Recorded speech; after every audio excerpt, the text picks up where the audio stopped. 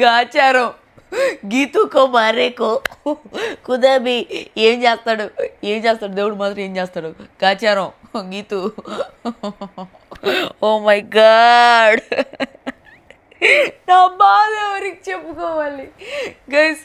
మీకోసము రేపు 4 వీడియోలు చేద్దాము. ప్రతి టాస్క్ లైవ్లో ఏం జరిగింది 4 వీడియోల గురించి చెప్దామని 10 గంటలు లైవ్ రికార్డ్ చేస్తే లాస్ట్ సేవ్ నొక్కే టయానికి కుడన్ సేవ్ స్టార్ట్ ఓవర్ అని వచ్చింది. నాకు రగులుతో ఉంది మొగలిపోదా లాగైపోయింది అనమాట. ఏం చేస్తాం, ఇంకా అదృష్టం నాకు లేదు, ఆయన బర్నీకి లేదు, ఇంకో పక్క డెమానికి లేదు, ముగ్గురికి అదృష్టం లేదని చెప్పేసి అనిపించింది. ఈరోజు ఎపిసోడ్లో కళ్యాణ్ 2 స్ట్రాటజీలు సూపర్గా అనిపించినాయి. ఇమాన్యుయల్ చాలా మైండ్ గేమర్, కానీ ఈరోజు కొంచెం కన్నింగ్ గేమ్ ఆడాడు అనిపించింది. నాకైతే ఆ కన్నింగ్ గేమ్ ఒక రకంగా నచ్చలేదు, ఇంకొక రకంగా నచ్చింది. అది ఏమనేసి చెప్తాను. సంజన అమ్మా తల్లి బా దేవుడా, మీరు నా మీద ఏడ్చేదానికి నేను ఆవిడ మీద ఏడ్చేదానికి సరిపోయింది రా స్వామి. ఆవిడ గురించి ఈరోజు పాజిటివ్గా చెప్దామనేసి అనుకున్నా. కష్టమే. ఆవిడ వర్స్ట్ సంచాలక్ ఆఫ్ ద సీజన్, ఆవిడ రితు ఇద్దరు వర్స్ట్ సంచాలక్స్ ఆఫ్ ద సీజన్. తనుజ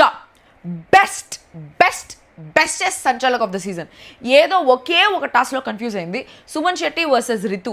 ఆ ఒక్క టాస్క్లో రితు కెప్టెన్ అయ్యే టాస్క్లో మాత్రం కన్ఫ్యూజ్ అయింది తప్ప మిగతా ఎక్కడైనా సంచాలక్గా సూపర్గా చేసింది తనుజ. ప్రతి ఒక్కరు ఇంకా తనుజ కావాలి అనుకుంటున్నారు. Because she's very fair, very honest, very perfect, very apt in judging people.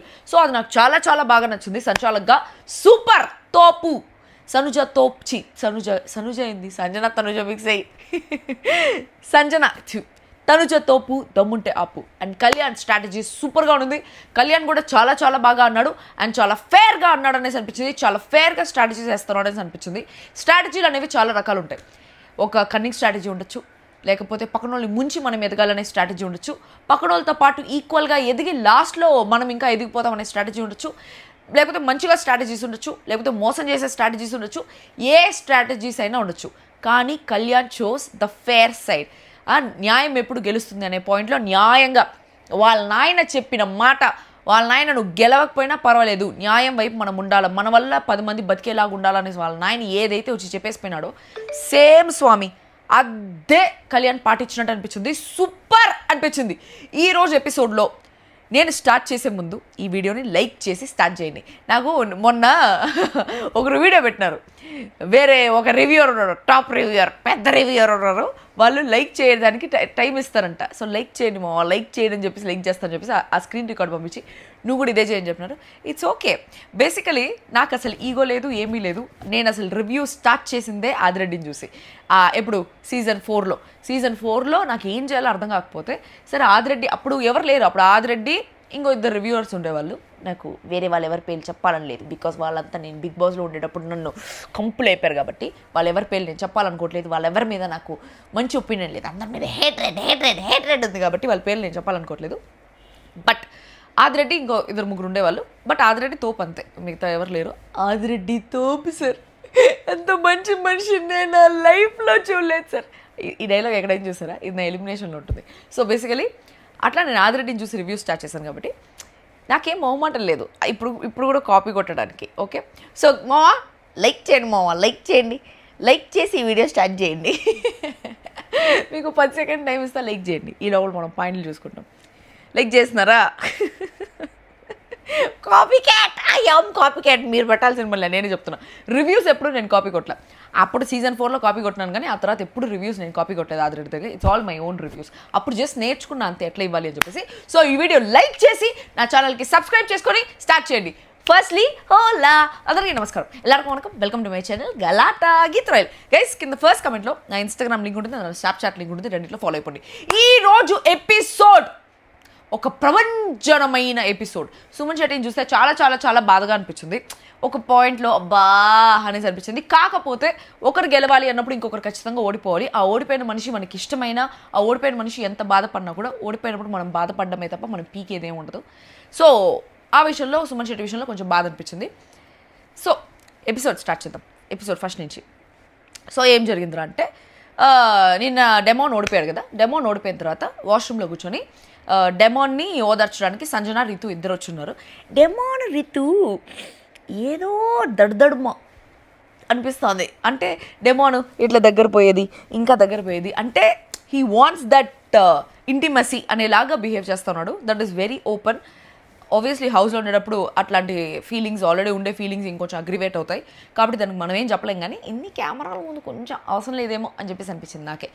So ఆ ఫీలింగ్స్ దగ్గరికి వెళ్ళేది, హక్ చేసుకునే ఉండేది. టాస్క్ గెలిచిన తర్వాత రితు కొంచెం జుగుప్సకరంగా ఉంది. ఓకే, సో డెమాన్ బాధపడతా ఉంటే సంజన గారి దగ్గర ఈ ఒక్క పాయింట్ మాత్రం నిజంగా చాలా చాలా చాలా అప్రిషియేట్ చేయాలబ్బా. ఆవిడకి ఎంత కోపం ఉన్న ఆపోజిట్ పర్సన్ పైన, ఆపోజిట్ పర్సన్ని నామినేట్ చేసినా, ఆపోజిట్ పర్సన్ నుంచి నామినేట్ చేసినా, వాళ్ళిద్దరికి పడకపోయినా కూడా సంజన గారు ఎవరైనా బాధపడతా ఉన్నారంటే వెళ్ళి కన్సోల్ చేయాలనే ఉంటారు. అది తనుజ కానీ, రితు కానీ, డెమాన్ కానీ, ఇంకెవరైనా కానీ. ఇమాన్యుయల్ అంటే కొడుకు కాబట్టి చేసినాడు అనేసి చేసింది అనేసి అనుకోవచ్చు. వాళ్ళిద్దరి మధ్యలో ఉన్నా లేకపోయినా, అది ఫేక్ అయినా రియల్ అయినా ఏదో కొంచెం బాండింగ్ అయితే ఉంది కాబట్టి, జెన్యూన్ బాండింగ్ కాబట్టి చేసిందనేసి అనుకోవచ్చు. బట్ మిగతా వాళ్ళని కూడా చేయడం చాలా beauty. That's the beauty of Sanjana Galrani beauty నాకు అది అనిపించింది, which is very nice. So డెమోని ఓదారుస్తూ ఉంటే డెమోన్ వచ్చి మీ ముగ్గురన్నా గెలవనరా అనేసి చెప్పాడనమాట రితుతో. చెప్తే వెంటనే సంజన ఉండి నేను ఎక్కడున్నా, నేను first out of the race అంటే మీరు కాదు, రితు కానీ, ఇమాన్యుయల్ కానీ, కళ్యాణ్ కానీ అనేసి అంటే సంజన గల్రాని బయటకు వచ్చేసి బర్నీ గారితో చెప్తా ఉన్నది, నేను రిటాలియేట్ అయ్యాను, మీ ముగ్గురు గెలవండి అనేసి అన్నారు. మీ ముగ్గురు ఎవరైనా గెలవండి అంటే నన్ను ఇంక్లూడ్ చేసుకోలేదు, వాళ్ళ ముగ్గురు గెలవాలి అనేసి అనుకుంటున్నారు. సో వాళ్ళ ముగ్గురు కానీ ఛాన్స్ వచ్చిందంటే ఫస్ట్ మిమ్మల్ని తీసేయాలనుకుంటారు బర్నీ గారు, సో మీరు జాగ్రత్తగా ఉండండి అనేసి. ఆయన బర్నీ గారికి కూడా తెలుసు వాళ్ళ ముగ్గురు కావాలనే గ్రూప్ గేమ్ ఆడి, ఇక్కడ బేసిక్గా రితు, ఇమాన్యుయల్, కళ్యాణ్ ముగ్గురు గ్రూప్ గేమ్ ఆడి ఫస్ట్ బర్నీని తీసేద్దాం అనేసి అనుకుంటా ఉన్నారు. కళ్యాణ్, ఇమాన్యుయల్ కలిసి రితుని తీసేద్దాం అనేసి అనుకుంటున్నారు. ఇది వాళ్ళ స్ట్రాటజీ. సో వాళ్ళ స్ట్రాటజీ ఐడియల్లీ అంటే ఒక స్ట్రాటజీ ప్రకారం తీసుకుంటే it's a very nice strategy. ఒక్కొక్కరుగా ఎలిమినేట్ చేసుకొని లాస్ట్ నువ్వా నేనా తేల్చుకుందాం అని చెప్పేసి వాళ్ళు ఒక పాయింట్లో రావడం, it is a very very good strategy. But that is a cunning strategy. ఆ కన్నింగ్ స్ట్రాటజీకి హెడ్ మాస్టర్ ఇమాన్యుయల్. అది నాకు నచ్చలే. ఇప్పుడు ఒకరి పవరు డి టు డి knockout round face to face వచ్చినప్పుడు ఒకరి పవర్ ఇంకొకరి పవర్ సమవుజ్జి ఉండేటప్పుడు ఇద్దరు కొట్లాడకుండా ఓకే. కాకపోతే ఇక్కడ ఇమాన్యుయల్, కళ్యాణ్ ఇద్దరి పవరు మిక్స్ అయ్యి ఎప్పట్రా ఫోను ఎవర్రా ఓకే. సో ఇక్కడ ఇమాన్యుయల్, కళ్యాణ్ ఇద్దరి పవర్ మిక్స్ అయ్యి వాళ్ళిద్దరు బ్రెయిన్తో స్ట్రాటజీస్ వేయడం మాత్రం నాకు చాలా కన్నింగ్గా అనిపిస్తూ ఉంది. నాకు అది నచ్చలే. ఏ స్ట్రాటజీ అన్నా ఓకే, బట్ పక్కన వాళ్ళు ఫస్ట్ దొబ్బేయాలి అనేలాంటి స్ట్రాటజీ ఒకరి మైండ్ కలిసినప్పుడు వేరేలా ఉంటుంది, ఇద్దరి మైండ్స్ కలిసినప్పుడు వేరేలా ఉంటుంది.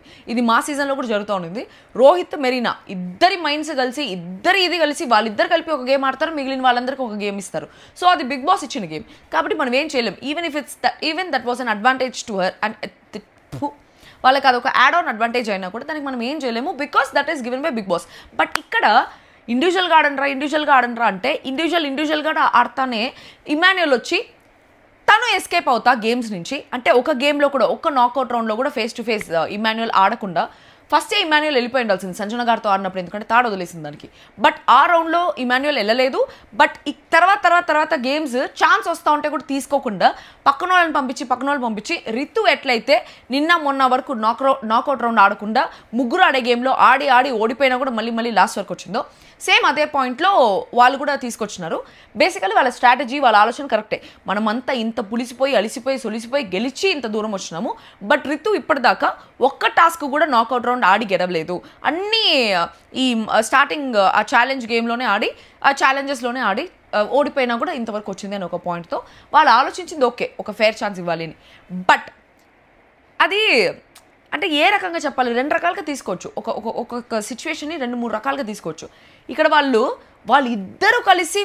ముగ్గురు కలిసి ఫస్ట్ బర్నీని తీసేద్దాము, దాని తర్వాత వాళ్ళిద్దరు కలిసి రితుని తీసేద్దాం అనే పాయింట్లో, తర్వాత లాస్ట్లో మనం చూసుకుందాం అనే పాయింట్, అది వేరే వాళ్ళకి ఎవరికైనా అన్ఫేర్ అవుతుంది అని చెప్పేసి నాకు అనిపించింది. ఇప్పుడు రితు ప్లేస్లో మనము ఇక్కడ ఇమాన్యుయల్ అంటే ఇష్టం, కళ్యాణ్ అంటే ఇష్టం కాబట్టి ఓకే ఏదో జరిగిపోతుంది అనేసి అనుకోవచ్చు. బట్ రితు ప్లేస్లో కానీ నేనుంటే హౌస్లో, ఒకవేళ నేనుండి నా మీద కానీ వాళ్ళు అట్లాంటి స్ట్రాటజీస్ యూస్ చేసి ఫస్ట్ నన్ను పంపించాలని ఒక ప్లాన్ వేసి అట్లాంటివి చేస్తుంటే నాకైతే అది నచ్చుండేది కాదేమో.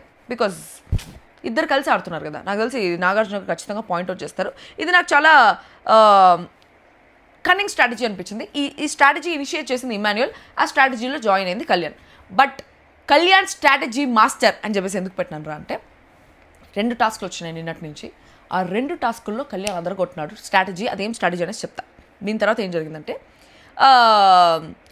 ఇమాన్యుయల్ని చేసుకోలే, రితుని చేసుకోలే, మిమ్మల్ని సెలెక్ట్ చేసుకున్నాడు అనేసి బర్నీతో చెప్తున్నాడు. ఏదో ఇదేంటిది, దీని గురించి నాకు తెలియదు. ఏంది రాసుకున్నాడు బైబే? ఇమాన్యుయల్ని చేసుకోలే, రితుల్ని చేసుకోలే.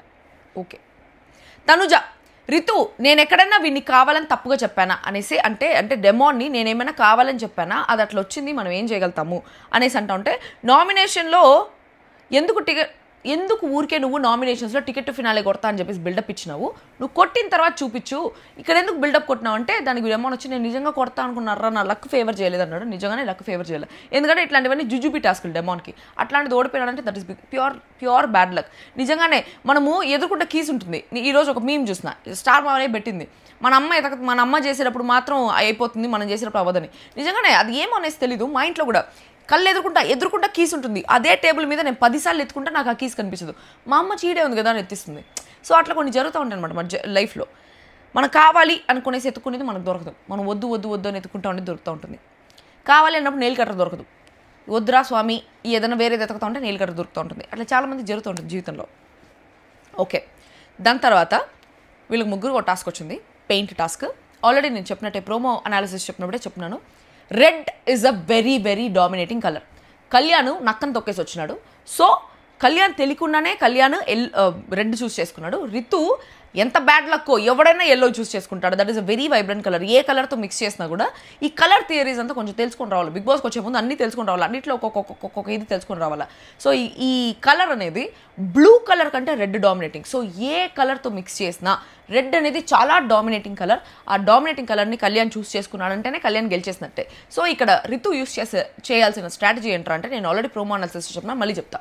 స్టార్టింగ్ పెట్టకూడదు పెయింట్, వెయిట్ చేయాలి. వెయిట్ చేసి ఫస్ట్ వాళ్ళు సగం మోడ్ ఆక్యుపై చేసిన తర్వాత అప్పుడు రితు వెళ్ళి తన కలర్ పెట్టిందంటే ఇంకా వాళ్ళ దగ్గర తక్కువ కలర్ ఉంటుంది కాబట్టి ఎల్లోలో తక్కువ కలర్ మిక్స్ అయితే అప్పుడు రితు కొంచెం ఎలివేటివ్గా కనిపిస్తుంది. ఆ స్ట్రాటజీ కొంచెం రితు యూస్ చేస్తుంటే బాగుంటుంది. బట్ ఇక్కడ కళ్యాణ్ సోల్జర్ బ్రెయినా ఏమనేసి తెలియదు స్వామి. సూపర్గా అన్నాడు. కళ్యాణ్ బ్రెయిన్కి ఇమాన్యుయల్ బ్రెయిన్ కూడా యాడ్ అయ్యి పామకు అంటే రుద్దకు అనేసి అన్నారు. ఆ పామకు అంటే రుద్దకు అనేసి నాకు తెలీదు. నేను వేరే ఆ గోదావరి సైడ్ వాళ్ళని అడిగిన అనమాట, పామకు అంటే ఏందని. పాము అంటే రుద్దబాక అనేసి. అట్లా రుద్దబాక నువ్వు ముద్దగా పెట్టు అని చెప్పేసి అంటే లాస్ట్లో మొత్తం ఒకానొక పాయింట్లో బర్నీ గారే గెలుస్తారు అనేసి అనిపించింది. మొత్తం బ్లూవే ఉండింది. తర్వాత కళ్యాణ్ వెళ్ళి మొద్దగా అతికిచ్చి పెట్టినాడు. ఇది సూపర్ స్ట్రాటజీ. దీనికి కళ్యాణ్ స్ట్రాటజీ కూడా ఉంది, దాంతోపాటు ఇమాన్యుయల్ స్ట్రాటజీ కూడా ఉంది. ఇద్దరు బ్రెయిన్లు కలిసి అన్నారనమాట. కళ్యాణ్ టికెట్ అయితే నువ్వు గెలవాలి లేదా నేను గెలవాలి అనే పాయింట్లో ఉన్నారు కళ్యాణ్ కానీ ఇమాన్యుయల్ కానీ. But Emmanuel ticket to finale గెలవడం is not a right thing, because voting పడదు. ఎందుకంటే ఇమాన్యుయల్ కానీ టికెట్ టు ఫినాలే గెలిచాడు అనుకో, టాప్ 5లో ఉండిపోతాడు. టికెట్ టు ఫినాలే గెలవకపోతే there is a chance the top 3 వరకు పోయేదానికి అని చెప్పేసి నాకు అనిపించింది. ఓకే. సో కళ్యాణ్ వచ్చి ముద్దగా పెట్టేస్తే దాని మీద ఏ కలర్ వేసినా కూడా red is a very dominating colour కాబట్టి ఆ కలర్ వేరే కలర్ వేస్తూ ఉంటే కూడా రెడ్ ముద్దగా ఉంది కాబట్టి ఆ కలర్లో మిక్స్ అయిపోయి రెడ్ ఎక్కువ కల్పిస్తుంది. సో అది చాలా చాలా సూపర్ స్ట్రాటజీ అనేసి అనిపించింది. సో ఫైనలీ ఎవరు విన్ను అనేసి అడిగినప్పుడు అక్కడ కూడా తనుజాని సంచాలకంగా పెట్టుకున్నారు. Because Tanuja is very fair సంచాలకబ్బా. నిజంగానే చాలా ఫేర్గా డెసిషన్స్ ఇస్తుంది. ఒకరికి పర్టికులర్గా సపోర్ట్ ఉండాలి అని చెప్పేసి ఆడదు. అండ్ తను చాలా బ్రెయినీగా కూడా ఆలోచిస్తుంది. మిగతా వాళ్ళందరూ అంత బ్రెయిన్ లేకుండా ఆలోచిస్తూ ఉంటారు, కానీ తనుజ చాలా బ్రెయినీగా ఆలోచిస్తూ ఉంటుంది.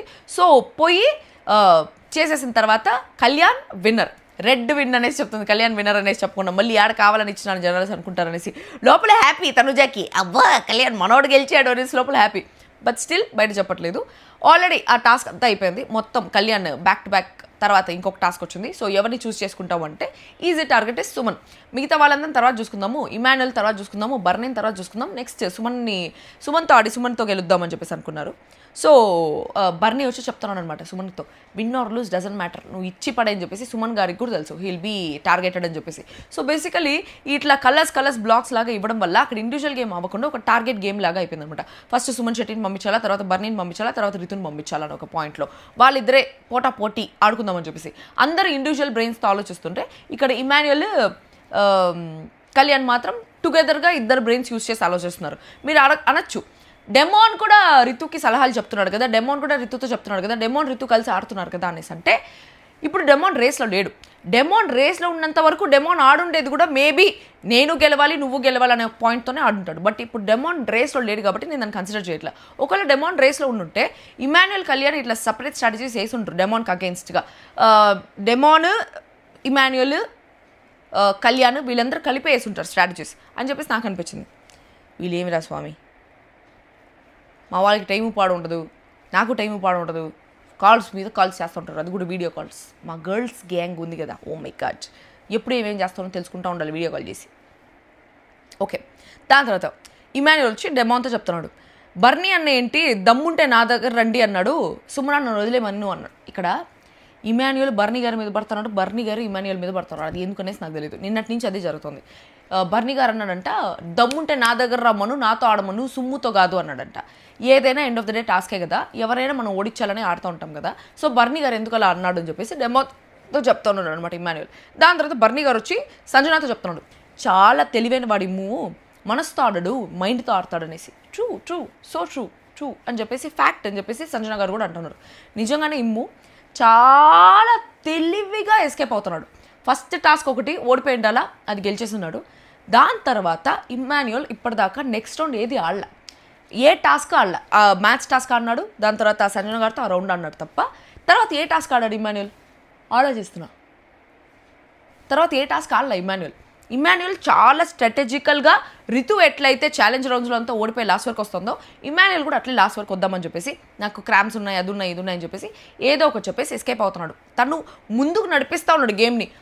అంత కృష్ణుడిలాగా, ఒక శ్రీకృష్ణుడిలాగా మొత్తం ఇది ఎట్లా జరగాలి, టికెట్ ఫినాలే అని చెప్పేసి ఒక మూల కూర్చొని ఆ గేమ్ వేరే వాళ్ళ ద్వారా నడిపిస్తూ ఉన్నాడు. కానీ ఇమాన్యుయల్ అయితే రంగంలోకి దిగట్లేదు. ఇది చదరంగం కాదు, రణరంగం అనేసి మర్చిపోయినాడు అనుకుంటా. నిజంగానే చాలా మైండ్తో ఆడుతున్నాడు, మనసుతో అయితే ఆడట్లేదు. కొన్నిసార్లు మనసుతో కూడా ఆడతాడు ఇమాన్యుయల్. లేకపోతే మనసుతో ఆడకపోతే సంజన గారికి తన దగ్గర నుంచి 15 minutes ఇచ్చి ఉండడు ఆ రోజు. మనసుతో కూడా ఆడతాడు, బట్ ఎక్కువ బ్రెయిన్ యూస్ చేస్తున్నాడు. ఈ టికెట్ ఫినాలేలో ఒక బ్రెయిన్ కాకుండా 2 బ్రెయిన్ కలిసినాయి కాబట్టి మిగతా వాళ్ళందరికీ బొక్కబడతాను. ఓకే, ఇంకా కళ్యాణ్ మొత్తం వేసేసి, okay, Kalyan versus Suman task జరిగింది. అన్ని రూమ్లో ఉండేవన్నీ పచ్చత కొట్టేసి ఎత్తుకొని వేయాలని చెప్పేసి. సో ఇక్కడ కూడా బ్రెయిన్ ఇది ఏంటంటే, పెద్ద పెద్ద బ్లాక్స్ ఫస్ట్ ఎవరైతే పెడతారో ఇద్దరికి ఈక్వల్ వెయిట్ ఉండేదే ఇస్తారు. సో వెయిట్ ఎక్కువ ఉండేది ఇచ్చినప్పుడు పెద్దగా ఏదైతే పెడతారో పెద్దగా ఉండేది ఫస్ట్ బ్లాక్స్ కానీ పెట్టినామంటే అది కిందకి దిగిపోతుంది ఆటోమేటిక్గా. తొంగ అనేది దిగిపోతుంది. దాన్ని తొంగ అనేసే కదా అంటారు, మేము తొంగ అంటాం, తొంగే కదా అది. ఏమో ఆ తొంగ అట్లే కిందకి దిగిపోతుంది. ఏది దట్ బ్యాలెన్స్, ఆ తొంగ ఇట్లా దిగిపోయిన తర్వాత ఇద్దరు ఈక్వల్ వెయిట్స్ వేసినప్పుడు ఇద్దరు ఈక్వల్గా ఉంటుంది. సో ఇద్దరికి ఈక్వలే ఇచ్చినారు, ఇద్దరు అంతా పోయి పెట్టేస్తున్నారు. సో కళ్యాణ్ ఇంకోటి ఏంటంటే, ఫస్ట్ ఎవరికి కిందకి దింపుతారో అది అట్లా కిందకి దిగిపోతుంది. ఈక్వల్ వెయిట్స్ ఉండేటప్పుడు కొన్నిసార్లు బ్యాలెన్స్ మన చేయబెట్టి కొంచెం కిందికి దోస్తాం అనుకో, అది కిందికి వెళ్ళిపోతుంది. సో కళ్యాణ్ ఆ స్ట్రాటజీ యూస్ చేసి కళ్యాణ్ అది నీట్గా పెట్టినాడు. బట్ సుమన్ శెట్టిని మాత్రం నిజంగా అప్రిషియేట్ చేయాలబ్బా. ఆయనకి నిజంగా హైట్ ప్రాబ్లం అవన్నీ ఉన్నా కూడా, స్ట్రెంత్ ప్రాబ్లం అవన్నీ ఉన్నా కూడా, నిన్న తనుజతో టాస్క్ సూపర్గా ఆడినాడు, ఈరోజు బ్యాలెన్స్ టాస్క్ సూపర్గా ఆడినాడు. చాలా చాలా చాలా బాగా అన్నాడు. We have to appreciate his efforts. ఆయన ఓడిపోతుంటే నాకే బాధేస్తుంది. కళ్యాణ్ గెలిచిన దానికంటే సుమ్ము ఓడిపోతాడు అని చెప్పేసి నాకు కొంచెం బాధగా అనిపిస్తుంది. Because he actually deserved something. ఇంకా వీకెండ్లో ఆయనకి ఫుల్ ప్రైజింగ్ తప్ప ఇంకేమీ ఉండదు. And I think he might get eliminated this week too. So I think he needs to be appreciated for his efforts. సో అంతా పెట్టిన తర్వాత కళ్యాణ్ సుమ్ముని గట్టిగా పట్టేసుకుంటాడు, పోయి మార్చకుండా, ఇంకా మిగతావన్నీ పెట్టకుండా తనది తొంగు కింద ఉండేటప్పుడే పోయి పట్టేసుకుంటాడు అనమాట. ఇక్కడ నాకు మళ్ళీ సూపర్ స్ట్రాటజీ అని ఎందుకు అనిపిస్తుంది అంటే, బేసిక్గా బలం ఉండే వాళ్ళు చేసేదే అది.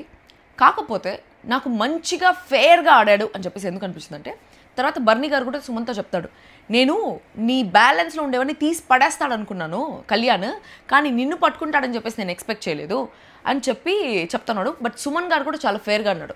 సుమన్ కూడా వచ్చి కావాలంటే కళ్యాణ్ది పీకేసి ఉండొచ్చు, బ్యాలెన్స్లో పెట్టింది. చాలా చాలా ఫేర్గా ఆడాడు. ఇద్దరు చాలా చాలా చాలా ఫేర్ ప్లేయర్స్, చాలా ఫేర్గా ఆడారు ఇద్దరు అనేసి అనిపించింది. ఇదే ఆ ప్లేస్లో కానీ డెమాన్ కానీ ఇంకెవరైనా ఉండుంటే ఫస్ట్ పక్కన వాళ్ళది పీకేసి ఉంటారు 100%. డెమాన్ కానీ రితు కానీ ఉంటే పక్కన వాళ్ళ బ్యాలెన్స్లోంచి ఫస్ట్ అట్ట ముక్కలు అనేసి తీసి పక్కన పడేసి ఉంటారు, దూరంగా వేసేసి ఉంటారు. బట్ వీళ్ళిద్దరూ చాలా ఫేర్గా, చాలా డీసెంట్గా, చాలా ఫేర్, చాలా చాలా చాలా నీట్గా ఆడారనేసి అనిపించింది.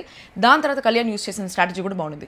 అంత కష్టపడి పేర్చి బ్యాలెన్స్లో కష్టపడి పెట్టాడు. తనకి హైట్ మ్యాచ్ అవ్వకపోయినా కూడా కష్టపడి బ్యాలెన్స్లో పేర్చిందంతా తీసి ఒక్క ముక్క కూడా బయట పడేయకుండా పోయి సుమ్ముని పట్టుకోవడం beautiful strategy from Kalyan. So Kalyan strategy master అనేసి నేను ఎందుకు అన్నాను రా అంటే, because of this fair strategies only. ఒకవేళ పక్కన దాని నుంచి తీసి పడేసి ఉంటే అది కూడా అన్ఫేర్ అనేసి నేను చెప్పను, కానీ that is that is a kind of strategy. Bigg Boss కత్తిస్తాడు, పువ్వేస్తాడు, నువ్వు ఏది చూస్ చేసుకుంటావు అదే ఉంటుంది. కళ్యాణ్ ప్రతిసారి పువ్వే చూస్ చేసుకుంటాడు. ముద్దమందారం పువ్వు, ఖచ్చితంగా పువ్వే చూస్ చేసుకుంటాడు అనమాట కళ్యాణ్. సో అక్కడ నాకు నచ్చింది. బంగారం బిడ్డ. ఇంకా ఆ బిడ్డకి నేను ఏం చెప్పలేను.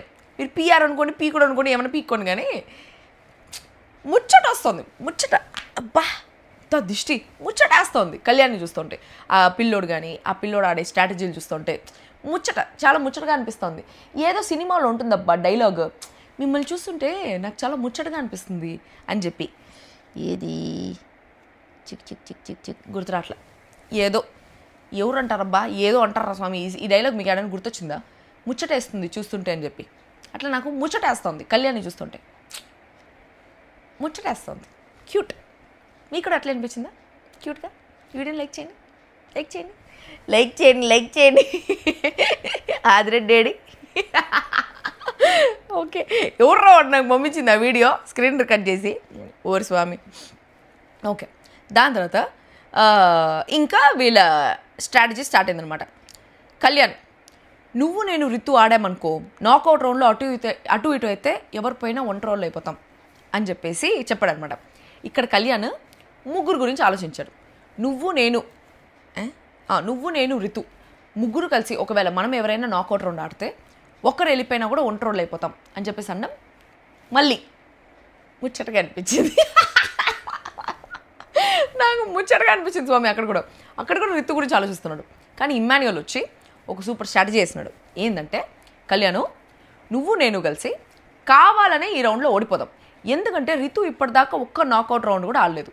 అండ్ బర్నీ గారిని రితు డైరెక్ట్గా ఫేస్ చేయని, మనం రితుతో అడుగుదాము, నువ్వు ఒకవేళ గెలిస్తే ఎవరితో ఆడతావని చెప్పేసి మనము అడుగుదాము, ఖచ్చితంగా బర్నీ గారని చెప్తేనే ఇద్దాము, లేకపోతే మనం ఓడిపోయేది వద్దు అనేసి చెప్పి, అంటే వెంటనే అది మెంటల్ది, అది ఎవరిని చూస్ చేసుకుంటుందో దానికే తెలియదు అని చెప్పేసి కళ్యాణ్ అంటాడు. సో అనిన తర్వాత కూడా అంటే ఇది మొత్తం ఒక శకుని మామ వేసినట్టు ఒక మాస్టర్ ప్లాన్ లాగా వేస్తున్నాడు అనమాట. గుద్దు పెట్టాలి వాళ్ళ మైండ్స్కి.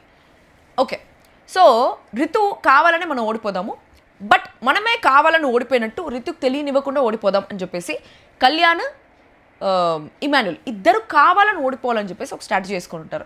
కానీ ఫస్ట్ రితుని అడుగుదాం, రితు నాకౌట్ రౌండ్ బర్నీ గారితో ఆడుతుంది అంటేనే అప్పుడు మనం రితుకి ఇద్దాము అని చెప్పేసి ఒక పాయింట్లో ఉంటారు. రితుని పిలిచిన తర్వాత రితు అప్పుడే వస్తుంది కరెక్ట్గా టయానికి. బాగా వచ్చిందిరా స్వామి, వచ్చింది. అరే ప్రతిసారి నీ ఎంట్రీ అనేసి కరెక్ట్ టైంలో ఎంట్రీ ఇచ్చింది రితు. సో రితు వచ్చిన తర్వాత రితుని అడుగుతారనమాట, నువ్వు ఒకవేళ గెలిచావంటే ఎవరితో ఆడతావు అనేసి. అంటే అప్పుడు నేను బర్నీ గారితోనే ఆడతా అనేసి అంటుంది రితు. అవునా, ఓకే అయితే డీలా no deal. So Emmanuel Kalyan next కావాలని ఓడిపోదాం అనేసి అనుకుంటారు. బర్నీ గారిని అడుగుతారు ఇమాన్యుయల్, ఈ గేమ్ నువ్వు ఆడతావా అని చెప్పేసి. ఆడితే లేదు నాకు క్రామ్స్ ఉన్నాయి రాత్రి నుంచి అది ఇది అని చెప్తాడు. సో బ్యాక్ టు బ్యాక్ 3వ గేమ్ ఆడుతున్నాడు కళ్యాణ్. మీకు అర్థమవుతుందా ఎంత స్ట్రెంత్ కావాలో 3వ గేమ్ ఆడాలంటే? నిన్న ఒక టాస్క్, ఈరోజు ఒకటి పగలగొట్టే టాస్క్, దానికి చాలా స్ట్రెంత్ కావాలి, అదొక టాస్క్, మళ్ళీ ఇది బ్యాలెన్సింగ్ టాస్క్. ఇది ఎట్లా ఓడిపోవాలని డిసైడ్ అయిపోయినారు. కానీ బిగ్ బాస్ వీళ్ళకంటే తెలివైన వాళ్ళు, వీళ్ళేదో కావాలని ఓడిపోతారేమో అని చెప్పేసి అవతల వాళ్ళకే సపోర్టింగ్ టాస్క్ లాగా ఇచ్చేసినారు అనమాట. సో మళ్ళీ అక్కడ వాళ్ళు తనుజాని చూస్ చేసుకున్నారు. Tanuja beauty, Tanuja is beauty as a సంచాలక్. సూపర్ సంచాలక్ స్వామి, అంతా సూపర్ చేసింది తనుజ. సంచాలక్ ఆఫ్ ద సీజన్, బెస్ట్ సంచాలక్ ఆఫ్ ద సీజన్. తర్వాత కళ్యాణ్ మన ఇద్దరం కలిసి దాన్ని గెలిపిద్దాం కావాలని చేసినట్టు ఉంటుంది. అదే చెప్తున్నాం కదా, ఇద్దరు బ్రెయిన్స్ కలిసి రితుని పంపించారు. ఒకవేళ రితు ఓడిపోతే ఓడిపోయినట్టు, అప్పుడు బర్నీ గారితో మనం ఆడదాం, లేదా బర్నీ గారు ఓడిపోయారంటే మనం రితుతో ఆడదాం. ఇదే వాళ్ళిద్దరు ఉండేది. End of the day Kalyan Emmanuel మిగలాలి, మేమిద్దరం లాస్ట్ ఫైనల్ టాస్క్ అనేది ఇమాన్యుయల్ వర్సెస్ కళ్యాణ్ మధ్యలో ఉండాలని చెప్పేసి వాళ్ళే డిసైడ్ అయ్యారు. ఓకే, కానీ ఇప్పుడు ఇదే లాస్ట్ ఛాలెంజ్, నెక్స్ట్ అని నాకౌట్స్ ఉంటాయనేసి అన్నారు కదా. 100% కళ్యాణ్ కానీ ఇమాన్యుయల్ కానీ టికెట్ ఫినాలే కొట్టకపోతేనే బెటర్. రితునే కొట్టాలి ticket finale, because she's in danger zone. తను డైరెక్ట్గా టాప్ 5 వెళ్ళిపోయిందంటే ఒక డిజర్వింగ్ కంటెస్టెంట్ టాప్ 5 వెళ్ళిపోయినట్టు. ఇమాన్యుయల్ గెలిచాడు అనుకో, ఇంకా టాప్ 5లో ఉండిపోతారు, కానీ టాప్ 3 వరకు పోడేమో, బికాస్ ఆల్రెడీ ఓటింగ్ చాలా తక్కువ ఉంది కాబట్టి. కళ్యాణ్ గెలిచినా గెలవకపోయినా ఒకటే, బట్ బికాస్ కళ్యాణ్కి యూజ్ లేదు, కళ్యాణ్ ఇంకా విన్నర్ డిసైడెడ్ అది. సో ఇప్పుడు టికెట్ ఫినాలే కొట్టకపోయినా వేస్ట్. సన్నీ కొట్టాడు టికెట్ ఫినాలే, కొట్టకపోయినా వేస్ట్, సన్నీనే విన్నర్. సో అది వేరే వాళ్ళకి వస్తే వాళ్ళకి యూజ్ అన్న అవుతుంది కదా అనేది నా పాయింట్, అంతే. ఓకే, సో ఈ మధ్యలో రితు వచ్చి ఈ టాస్క్ గెలిచిన తర్వాత నేను ఇమాన్యుయల్తో నాకౌట్ రౌండ్ ఆడదాం అనుకుంటున్నా అనేసి చెప్తుంది. నిజంగానే వాళ్ళు చెప్పినట్టు పిచ్చిది కదరా ఇది, ఏం పిచ్చిదిరా, ఆడపోయి బర్నీ అంటుంది, మళ్ళీ ఇక్కడికి వచ్చి ఇమాన్యుయల్ అంటుంది అని చెప్పేసి నాకు అనిపించింది. ఓకే, దాని తర్వాత ఫస్ట్ ఎవరెవరిని పిలిచిందంటే చాలా ప్రాపర్గా పిలిచింది తనుజ. సుమన్ రితుకు 5 కాయిన్లు వేసినాడు, సంజన కళ్యాణ్కి 4 కాయిన్లు వేసింది, భరణి 6 కాయిన్లు ఇమాన్యుయల్కి వేసాడు, మళ్ళీ డెమోన్ వచ్చి 1 కాయిన్ ఇమాన్యుయల్కి వేసాడు, మళ్ళీ సుమన్ వచ్చి 2 టోకన్స్ కళ్యాణ్కి వేసాడు, డెమోన్ వచ్చి 3 టోకన్స్ ఇమాన్యుయల్కి వేసాడు, సంజన 5 కాయిన్స్ కళ్యాణ్కి వేసింది. దీని తర్వాత టోకన్స్ వేసేటప్పుడు సుమన్ 3 టోకన్లు కళ్యాణ్కి వేసాడు. సో ఇప్పుడు అంతా ఒక చితిలాగా పేరు చేసినారు, చితి పేరుస్తున్నా కట్టప్ప అనేలాగా చితిలాగా పేర్చినారు అనమాట. పేర్చిన తర్వాత ఇంకా డెమోన్కి 7 కాయిన్స్ ఇస్తే ఆల్రెడీ అప్పటికే ఇమ్ము దగ్గర 7 కాయిన్లు 3 టోకన్లు ఉన్నాయి. దాని మీద మళ్ళీ 7 కాయిన్లు పెడితే యాడ్ నిలబడుతుంది. ఒకవేళ వాళ్ళు కావాలని ఓడిపోకూడదు అనేసి అనుకుంటే కూడా చాలా ఇంపాసిబుల్ దాన్ని బ్యాలెన్స్ చేసేది. వాళ్ళు ఒకవేళ ఇమాన్యుయల్ కావాలని ఓడిపోయాడా లేకపోయినా కూడా అంత పెట్టుకునేది కష్టం. 7 కాయిన్లు, దాని తర్వాత 3 టోకన్లు, దాని తర్వాత 7 కాయిన్లు, ఇంపాసిబుల్. ఇదేమన్నా hot cross buns 1 penny 2 penny hot cross బన్సా? ఇంపాసిబుల్. దాని తర్వాత ఇమ్ము దగ్గర ఉండేది మిగతా ఇద్దరికి పెట్టాలి అనేసి అంటే రితుక్ పెడుతుంది. కళ్యాణ్ మాత్రం ఎవిడెంట్కి దొరికిపోయాడు బా. రితుక్ పెట్టినప్పుడు నిలబడినాయి మొత్తం కాయిన్స్, కళ్యాణ్ పెట్టగానే పడిపోయినాయి. సో అట్లా కళ్యాణ్ కూడా అవుట్. సో అట్లా వీళ్ళు ఆల్రెడీ స్ట్రాటజీ ప్రకారం ఓడిపోలేనేసి అనుకున్నారు. సో ఆ ప్రకారంగానే ఓడిపోయినారు, రితుక్ గెలిపించేస్తున్నారు. రితుని గెలిపించిన తర్వాత రితు ఎవరిని చూస్ చేసుకుంటామంటే ఈ మెంటల్ ఏమన్నా నిజంగానే పోయి ఇమాన్యుయల్ని చూస్ చేసుకుంటుందా అనేసి అనుకున్నాను నేను. దాని తర్వాత లేదు అని చెప్పేసి రితు వచ్చి ఈ బర్నీ గారిని చూస్ చేసుకున్నది. సో లాస్ట్ వాళ్ళిద్దరికి జరుగుతుంటే మధ్యలో రితుకి డెమోన్కి మధ్యలో ఒక కాన్వర్సేషన్ జరిగింది. నువ్వు ముగ్గురికి సపోర్ట్ చేద్దాం అనుకున్నావు కదా, ఇమాన్యుయల్కి ఎందుకు ఎక్కువ వేసావంటే ముందు ఇమాన్యుయల్ని తీద్దాం అనుకున్నాను, తర్వాత కళ్యాణ్ని తీద్దాం అనుకున్నాను, ఎండ్ ఆఫ్ ద డే నువ్వు గెలవాలని ఉండింది నాకు అంతే అనేసి అంటే అప్పుడు అనిపించింది వీళ్ళకు ఉండేంత బ్రెయిన్ డెమోన్కి లేదేమో. ఒక టాస్క్ కూడా అంటే ఇప్పుడు ఆ టాస్క్ గెలిస్తే ఖచ్చితంగా ఇప్పుడు అది ఛాలెంజ్ రౌండ్, దాంట్లో కానీ రితు ఓడిపోయింది అనుకో నెక్స్ట్ రౌండ్ పోతుంది, గెలిచింది అనుకో నెక్స్ట్ నాకౌట్ రౌండ్ ఆడాలి. సో వాళ్ళిద్దరూ గెలిచి నాకౌట్ రౌండ్ ఆడి ఓడిపోయేది ఎందుకు, ఆల్రెడీ బ్యాక్ టు బ్యాక్ టాస్క్లు ఆడాం కదా అని చెప్పేసి యాక్చువల్లీ ఇమాన్యుయల్ గెలిచి ఉండొచ్చు ఈజీగా. ఇమాన్యుయల్ గెలిచి నాకౌట్ రౌండ్ బర్నీ గారితో ఆడుండొచ్చు, కానీ అప్పుడు బర్నీ గారు ఒకవేళ గెలిచేస్తే అనే ఒక భయంతో ఛాలెంజ్ రౌండ్ ఆడలా. సో వాళ్ళిద్దరు తెలివిగా రితుని నాకౌట్ రౌండ్కి పంపిద్దాము, రితుని గెలిపిస్తే నాకౌట్ రౌండ్కి వెళ్తుందని చెప్పేసి చాలా తెలివిగా ఓడిపోయినారు. ఓడిపోవడం కూడా ఒక తెలివి. సో వాళ్ళు తెలివిగా ఓడిపోయినారు. డెమోన్ వచ్చి రితుని నాకౌట్ రౌండ్కి పంపిస్తే ముగ్గురు యోధులే కదా, ఇమాన్యుయల్ కానీ కళ్యాణ్ కానీ రితు కానీ.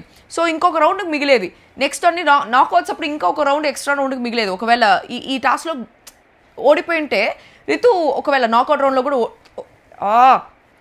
రితు ఈ ఛాలెంజ్ రౌండ్లో ఓడిపోయి ఉంటే నెక్స్ట్ నాకౌట్ రౌండ్ వేరే ఎవరు గెలిచారో వాళ్ళు ఆడుంటారు. కానీ రితు దీంట్లో గెలిచింది కాబట్టి ఒకవేళ నాకౌట్ రౌండ్లో ఓడిపోయి ఉంటే దాని తర్వాత రౌండ్ ఆడుండేది కాదు, అప్పుడు వాళ్ళ ముగ్గురికి ఉండేది, బర్నీ గారికి, ఇమాన్యుయల్కి, కళ్యాణ్కి.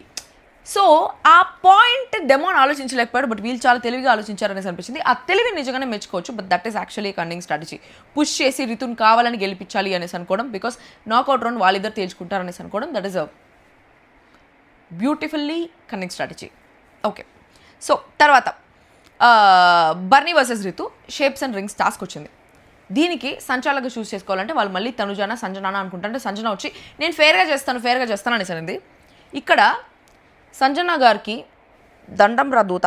నిజంగా ఈ సీజన్లో ఉండే ఇద్దరు వర్స్ సంచాలక్స్లో వన్ ఆఫ్ ద వర్స్ సంచాలక్స్ ఇస్ సంజన గారు. బిగ్ బాస్ క్లియర్గా ఏం చెప్పినాడు, 3 రోళ్ళు ఉంటాయి, 3 రోల్లో షేపులు పెట్టండి, ఒక్కొక్క షేప్ తర్వాత రింగ్ వేయండి, ఇంతే బిగ్ బాస్ చెప్పింది. ఇంతకన్నా బిగ్ బాస్ ఎక్స్ట్రాలు ఏం చెప్పలేదు.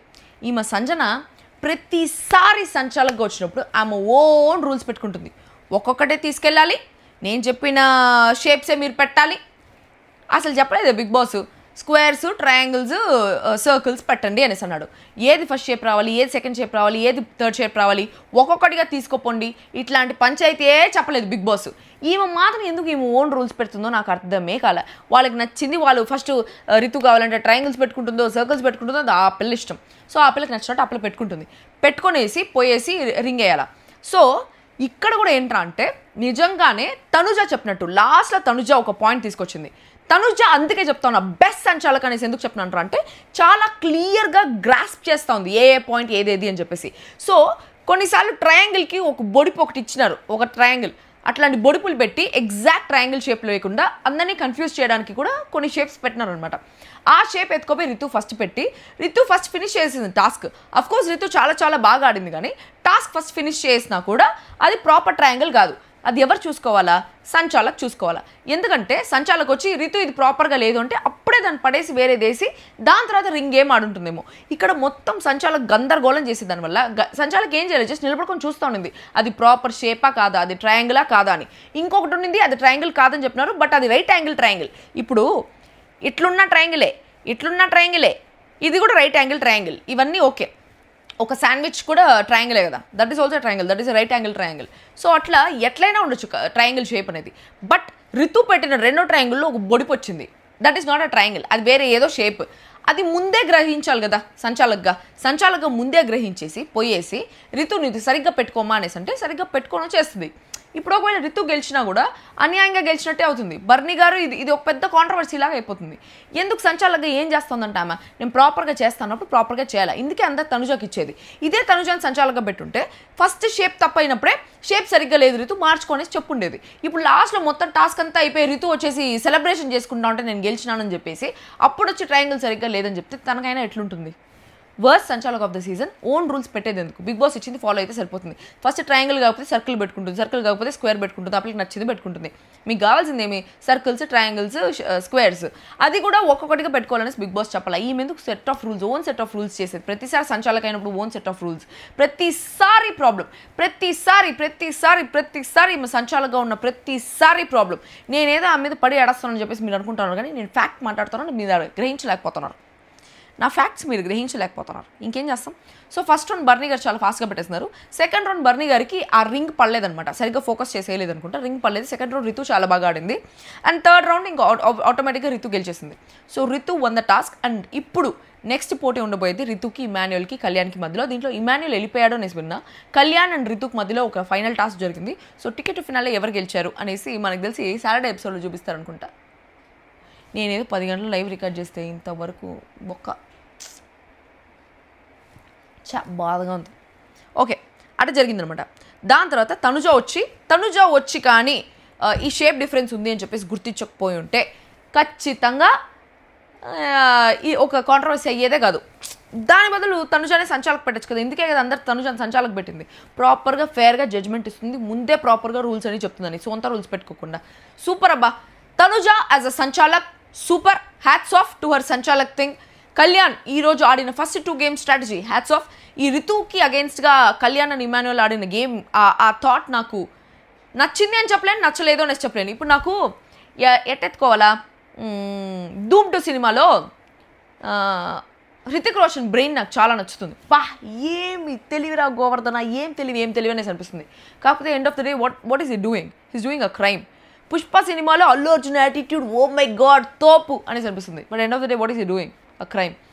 ఈ అర్జున్ రెడ్డి సినిమాలో అర్జున్ రెడ్డి అట్లుండాలరా, అర్జున్ రెడ్డి నాకు అర్జున్ రెడ్డి లాంటి కావాలనిపిస్తుంది. కానీ నిజంగా నా లైఫ్లోకి అర్జున్ రెడ్డి వచ్చినాడు అనుకో, ఫస్ట్ నేను చంపేస్తానేమో. వాడు కోపానికి, నాకుండే కోపానికి, వాడి కోపానికి నేను అట్లా ప్రీతిలాగా నోరు మూసుకొని కూర్చోనేమో, అట్లా అనిపిస్తుంది అనమాట. కొన్ని చూసే వరకే బాగుంటాయి, రియాలిటీలో వర్కౌట్ కావు. గీతు లాంటి వాళ్ళు స్క్రీన్ వెనకాల చూసేదానికే బాగుంటారు, లైఫ్లో ఉండేదానికి బాగుంటారని చాలామంది అనుకుంటుంటారు. బట్ లైఫ్లో ఉండేదానికి కూడా చాలా బాగుంటారు. బికాజ్ గీతు అంటే వైబుల్.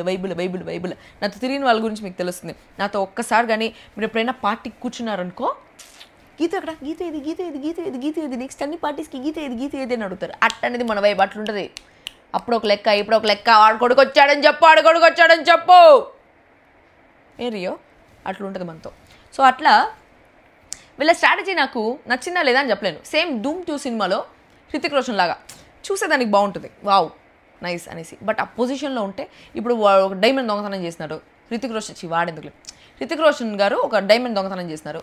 ఆ డైమండ్ దొంగతనం చేసేది ఇక్కడి నుంచి చూసేటప్పుడు ఏం తెలివి అనేసి అనిపిస్తుంది. కానీ ఆ డైమండ్ నాదనుకో, అప్పుడు తెలివి పనికి వస్తుందా? అప్పుడు నాకు కాలుతుంది కదా. Same goes with this also. చూసేటప్పుడు ఏం తెలివి ఇమాన్యుయల్ది, కళ్యాణ్ది అనిపిస్తుంది. బట్ అక్కడ ఎఫెక్ట్ అయింది రితు కదా, ఆ రితు ప్లేస్లో ఒకవేళ నేను ఉంటే అనేసి ఊహించుకున్నా. So that's where there is a difference అని చెప్పేసి నాకు అనిపించింది. అది ఈరోజు ఎపిసోడ్. మీకేమనిపించింది? బాగా అనిపించిందా?